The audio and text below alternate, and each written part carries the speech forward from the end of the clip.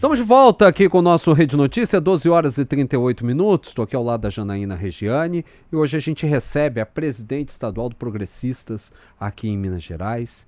E podemos, André, podemos. Da onde que eu falei progressistas? Podemos. Tô louco. Desculpa, do Podemos aqui em Minas Gerais.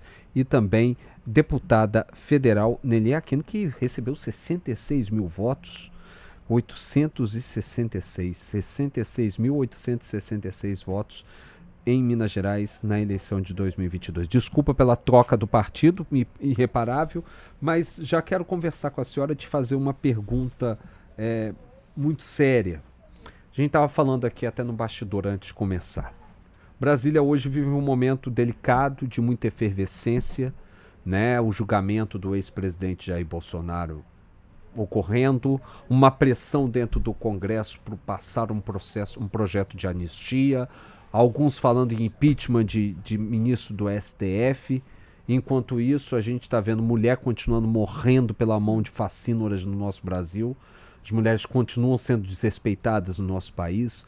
Uma inflação galopante com gente, como acabou de a gente ver aqui na visita do presidente Lula, quase 30% da população brasileira cozinhando com lenha. Em pleno 2025, não dá para a gente entender isso. Você acha que, a senhora como parlamentar, acha que as necessidades do povo estão ficando para trás em prol de necessidades pontuais de quem comanda o poder e está tentando disputar verdadeiramente a caneta do Palácio do Planalto para o ano que vem? Bem, boa tarde, André, Janaína, todos que nos acompanham. Muito feliz em estar aqui com vocês nesse bate-papo. O momento hoje do Congresso, na verdade, nós estamos numa fase muito fragilizada, porque nós temos dois lados, que um alimenta o outro, como eu já te disse, e com uma briga sem fim, parece que a campanha não acabou, sabe? A eleição acabou, foram eleitos presidentes, vice-deputados, senadores, mas a briga continua como se fosse uma briga de campanha constante. E os interesses que são realmente os interesses do cidadão não são colocados em pauta. Nós vivemos um momento de muita gente brigando e pouca gente trabalhando. Eu até falo que o piano fica pesado demais para ser carregado para aqueles que querem realmente cumprir a agenda do legislativo. Quer ir lá relatar projetos, discutir, debater, participar das comissões. Eu chego na Câmara Federal, do horário que eu chego até o horário que eu saio. A gente nunca sabe o horário que sai. Às vezes, quando você olha, são 2 horas da manhã, você está lá dentro ainda. Trabalhando em prol, principalmente, do nosso Estado. É evidente que todas as discussões que nós fazemos lá é nível Brasil, mas eu represento a população mineira. Eu fico muito entristecida, porque eu acho que tanto eu quanto os outros colegas poderiam colaborar muito mais para o desenvolvimento do nosso país se nós sentássemos para discutir. Mas nós temos lados cheios de razão. Se eu já sou a dona da razão, eu não vou conseguir sentar com você para debater e a gente chegar a um ponto comum. E é isso que a gente vive hoje. Os dois lados, assim, com muita razão, sem conseguindo sentar para dialogar. E isso não é política.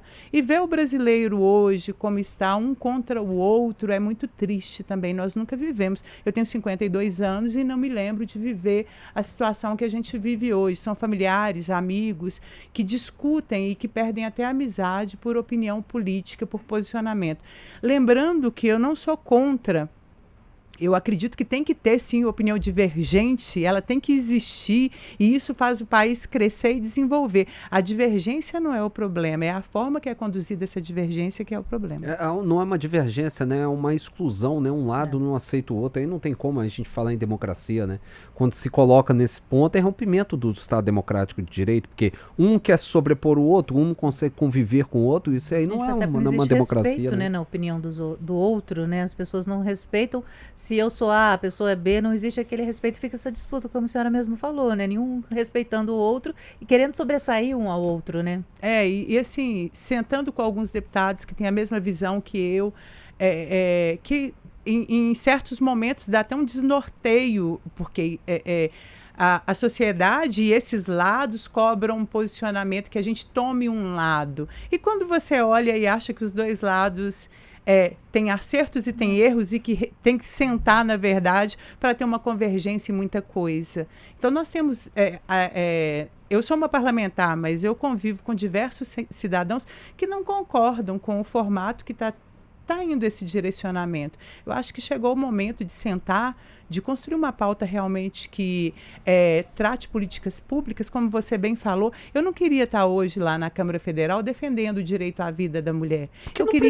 Eu queria estar defendendo outras pautas, mas hoje o Estado, Minas, é o segundo que mais mata a mulher no Brasil. Deputada, a senhora falou uma coisa agora aí e que eu acho, infelizmente, olha o nível da loucura que a gente vive nesse mundo, da gente ter que discutir o direito da mulher de viver, de se colocar na sociedade, de poder ser parlamentar, de poder ser governadora, presidente, poder ser o que ela quiser, viver do jeito que ela quiser, definir o rumo da vida dela, porque afinal da vida dela é dela. E a gente tem que defender isso. Que mundo louco é esse que a gente está vivendo, E a mulher, dentro da sociedade, ela é o alicerce de tudo. certeza. Ela é a mãe, ela é a filha, ela é a irmã, ela é o alicerce da nossa sociedade. E, infelizmente, assim, tem tantas discussões como empreendedorismo, até mesmo a doença que aflige a mulher, como o câncer de mama, de útero e tantas outras. Menopausa. Que eu discuto muito sobre menopausa, porque sofro na pele. Nunca imaginei que era tão difícil a fase da menopausa, porque nunca me falaram que era tão difícil, né? Porque a mulher omite um pouco até por vergonha, com relação da idade. Sim. E as discussões sempre diminuem a mulher quando fala da menopausa. E, assim, tem tanta coisa que a gente precisa construir, e até mesmo o debate da mulher na política, como você bem disse, a participação, a mulher se enxergar como uma figura que tem autoridade para discutir política, sim. Mas quando a gente pega essas discussões, tudo isso é muito recente, sabe, André? Até há muito pouco tempo, a mulher não votava. Então, se ela não votava, ela entendia que aquilo não era dela, não fazia parte da vida dela. Até muito pouco tempo atrás, nós não tínhamos a lei do feminicídio. Então, quando o povo fala, quando todo mundo vira e fala, os números aumentaram demais. Não, nós não tínhamos números anteriores. Os números vieram agora com as novas leis. Temos leis importantes, que, com certeza, os números só não são maiores porque temos leis importantes protegendo as mulheres. As instituições vêm se preparando. Você vê um movimento muito grande da Polícia Militar, da Polícia Civil, até a Guarda Municipal, aqui no caso de Belo Horizonte, vem fazendo um trabalho intensivo. A gente vê as instituições tentando conscientizar essa mudança cultural, mas é tudo muito recente. Quando você pega, é tudo acima de 2012, 2015 para cá. Então, essa discussão veio mais abertamente de pouco tempo para cá. E com as câmeras de vídeo, porque não é o número que aumentou, os vídeos aumentaram. Aí fica mais latente. Choca mais. Porque aquilo que você vê... Porque quando eu vi uma mulher tomando 61 socos dentro do elevador, aquilo me chocou. Mas a gente tem relatos diários de centenas de mulheres que vivem isso constantemente. E a senhora está falando de violência física, né? Porque a gente tem várias violências, patrimonial, judiciária, porque que tem de homem, né, que só carrega o nome de homem, mas de homem não tem absolutamente nada, que vive usando o judiciário para poder praticar violência contra a mulher, uma festa, violência psicológica, aquelas bem pequitinhas.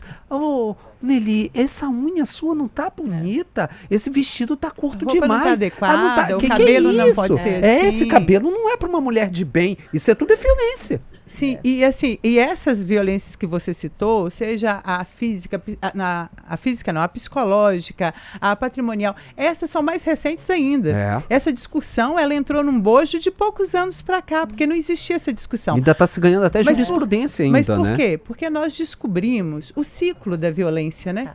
Deputada, inclusive, tem até o PL, né? Selo Cidade Mulher, que eu vou pedir para a senhora comentar no próximo bloco. 12h47. A gente vai agora para um rápido intervalo. E na volta, a deputada federal Nelly Aquino vai falar sobre esse PL, Selo Cidade Mulher, tá certo?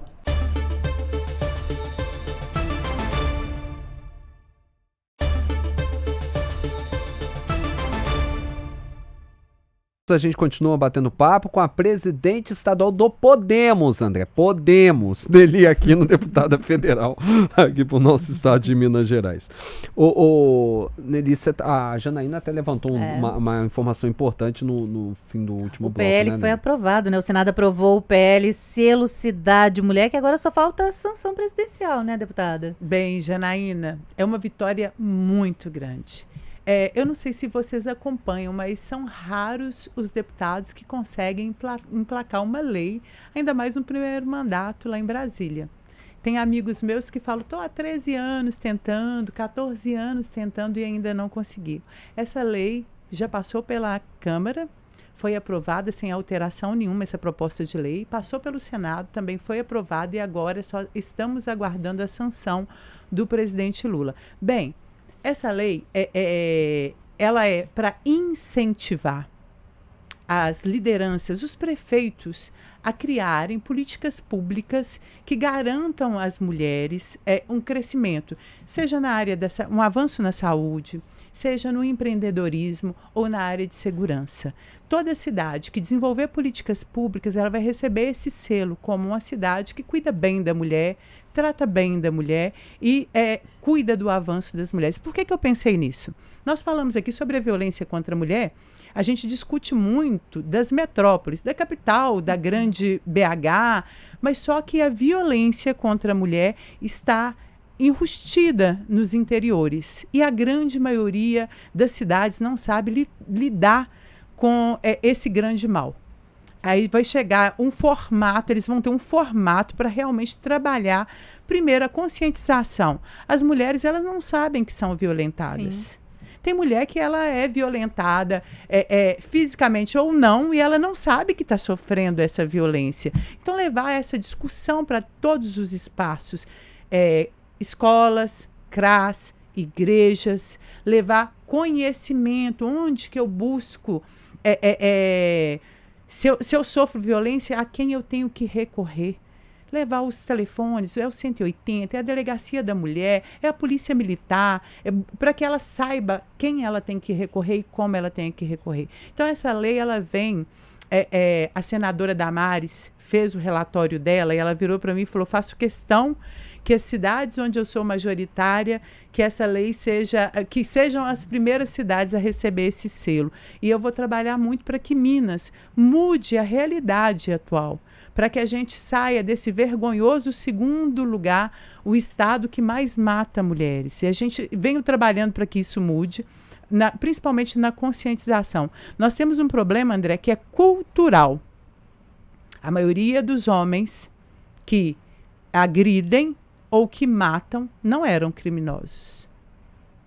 Às vezes, a primeira ocorrência que tem é justamente do caso contra a mulher. É um machismo que vem estrutural, né? Vem de berço, se ensina que uma herança maldita de uma sociedade que ainda é patriarcal, que precisa mudar esse sentimento. Igual a senhora fala, quando a gente vai pensar em levar esse assunto para dentro de lugares que são importantes de discussão e de formação moral das pessoas, escola, igreja, é um avanço absurdo, abissal, porque muitos desses locais acabam replicando condutas que rendem nesse tipo de situação. Um cara que nunca teve nenhum tipo de passagem pela polícia, o cara que trabalha, que paga suas contas, mas que é um agressor, que é um homem violento, que é um homem que não respeita o outro ser humano. Muitos agressores viveram uma vida vendo a mãe sendo agredida. E quando nós falamos sobre a violência contra a mulher, nós acabamos colocando mais o caso marido e mulher, esposa, namorada e namorado, porque é o mais comum. Mas nós temos casos de agressão de pai contra filhas, nós temos casos de irmãos contra irmãs. Então, tipo assim, são vários formatos de agressão que acontece contra a mulher que a gente tem que trabalhar para poder mudar. E a mudança não adianta. Me falam o seguinte, Nelly, não temos que ter leis mais severas? Esse caso dos 61 socos fez com que eu solicitasse uma mudança na lei, que eu vou até ler aqui para poder dar a informação correta, para que criar um tipo penal específico de lesão corporal praticada contra a mulher por razão de gênero, com aumento de pena em determinadas circunstâncias, para poder passar de 4 a 8 anos nesse caso de lesão corporal. Por quê? Porque hoje o agressor pode sair da cadeia antes da mulher sair do hospital. Eu tenho um outro projeto também que está tramitando lá na Câmara, que eu sei, de uma outra colega parlamentar sua, deputada Socorro Nery, do PP do Acre, porque teve um caso no Acre, até de um agressor daqui de Minas, de Itabira, que levou essa mulher à falência e levou essa mulher a cometer suicídio. Uma violência psicológica terrível, e também está tramitando. Eu acho que são avanços, e isso aí mesmo tem que pegar firme.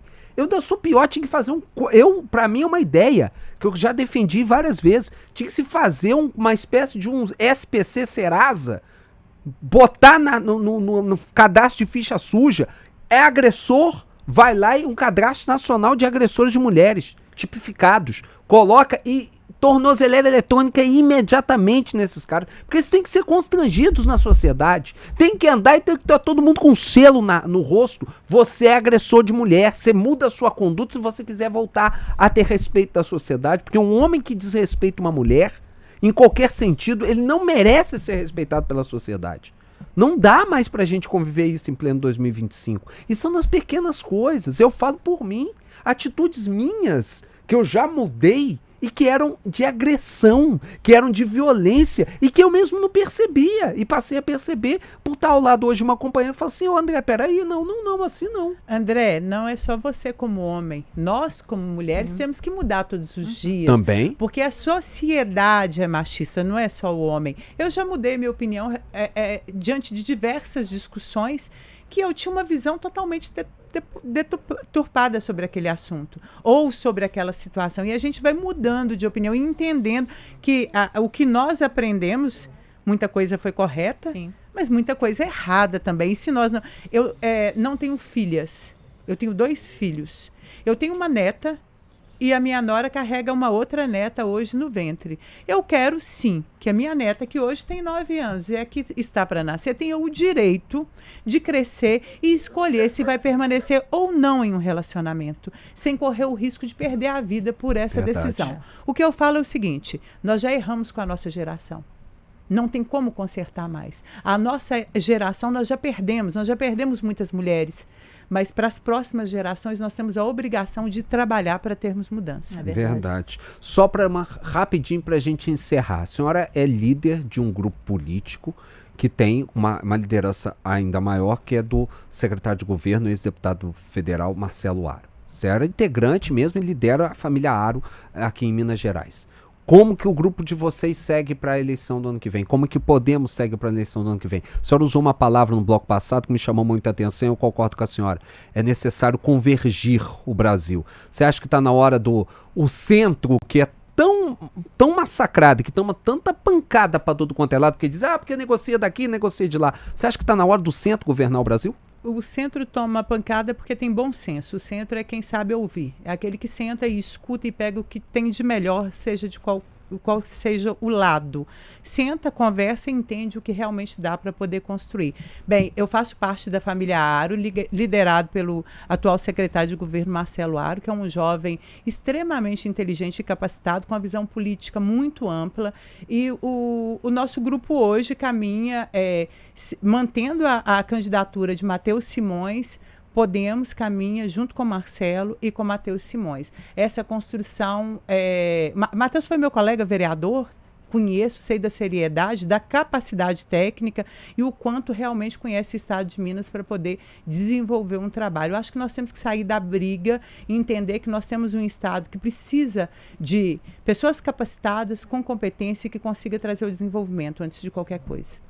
Muito obrigado. Obrigada, Deputada federal Nelly Aquino, presidente do Podemos em Minas Gerais. Portas abertas para a senhora, queremos ter mais a sua presença aqui. A gente sabe que a agenda de um deputado federal é mais difícil, mas sempre que tiver, portas abertas, o Rede Notícia para a senhora. Sou vizinha de vocês aqui, meu escritório fica aqui pertinho no Santa Branca, sempre que convidarem, ficaria aqui batendo papo por mais 1 hora tranquilamente. Quero convidar todo mundo que está assistindo a me seguir nas redes sociais, acompanhar o meu trabalho, dar sugestão, mandar opinião, e a gente vai construindo assim uma política que realmente impacte as pessoas no seu dia a dia. Muito obrigada pela oportunidade de participar com vocês. Sempre. Obrigada, deputado.